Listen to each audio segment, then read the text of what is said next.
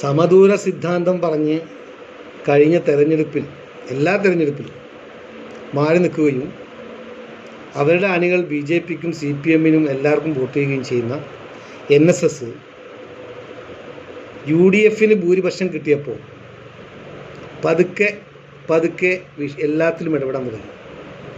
കേരളത്തിൻ്റെ മുഖ്യമന്ത്രി ഒരു നായരാവണം, ആഭ്യന്തരമന്ത്രി നായരാവണം, ഭൂരിപക്ഷം മന്ത്രിമാരും നായരാവണം. അങ്ങനെയാണല്ലോ കഴിഞ്ഞ ഇടതുപക്ഷം ഭരിക്കുമ്പോൾ ഭൂരിപക്ഷം മന്ത്രിമാരും നായന്മാരായിരുന്നു.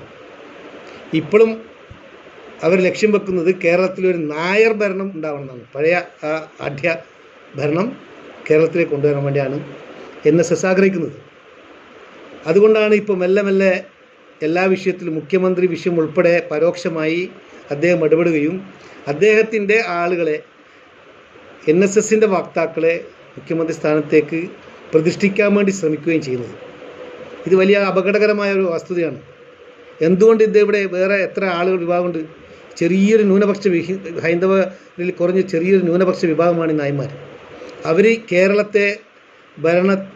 ഭരണത്തെ നിയന്ത്രിക്കാം എന്നുള്ള മോഹം കൊണ്ട് നടക്കുകയാണ്. ഇവിടെ ഈഴവന്മാരുണ്ട്, ദളിത് വിഭാഗങ്ങളുണ്ട്, പിന്നോക്കക്കാരുണ്ട്, അങ്ങനെ എത്രയോ വിഭാഗങ്ങൾ ഇവിടെ ഉണ്ട്. ഇവരെയൊക്കെ പരിഗണിക്കാതെ ഇവരെയൊക്കെ ഒരു ഉന്നത സ്ഥാനങ്ങളിൽ എത്തിക്കണമെന്ന് എന്തുകൊണ്ട് ഈ NSS പറയാത്തത്? അപ്പോൾ അവർക്ക് താല്പര്യം ഇവിടെ നായന്മാരെ ഭരണം കൊണ്ടുവരണം, നായർ ഭരണം ഇവിടെ കൊണ്ടുവരാൻ വേണ്ടിയിട്ടുള്ള ആസൂത്രിതമായ ശ്രമമാണ് പിന്നാമ്പുറത്ത് നടക്കുന്നത്. കേരളത്തിലെ നായന്മാർ മാത്രമേ ഉള്ളൂ. ഈ ചെറിയ ഒരു ന്യൂനപക്ഷ വിഭാഗമായ നായന്മാർ കേരളം നിയന്ത്രിക്കണം എന്ന് പറയുന്നത് വളരെ ശരിയായ പ്രവണതയല്ല. ഇവിടെ ദളിതുകളുണ്ട്, പിന്നോക്കക്കാരുണ്ട്, ഈഴവന്മാരുണ്ട്, മറ്റ് OBC വിഭാഗങ്ങളുണ്ട്. അവരെയൊക്കെ പരിഗണിക്കാതെ ഞങ്ങളെല്ലാം നിയന്ത്രിക്കണമെന്ന് ആഗ്രഹിക്കുന്ന ആ ഫ്യൂഡൽ തിയറി നല്ലതല്ല. അതുകൊണ്ട് NSS ഈ കേരളത്തിൻ്റെ ഭരണകാര്യങ്ങളിൽ ഇടപെടുന്നത് വളരെ അപകടകരമായ ഒരു വസ്തുതയാണ്. അതിനെ തടയിടുകയും അതിനെ ചോദ്യം ചെയ്യുകയും ചെയ്യേണ്ടത് കോൺഗ്രസിൻ്റെ ഒരു ഉത്തരവാദിത്തമാണ്.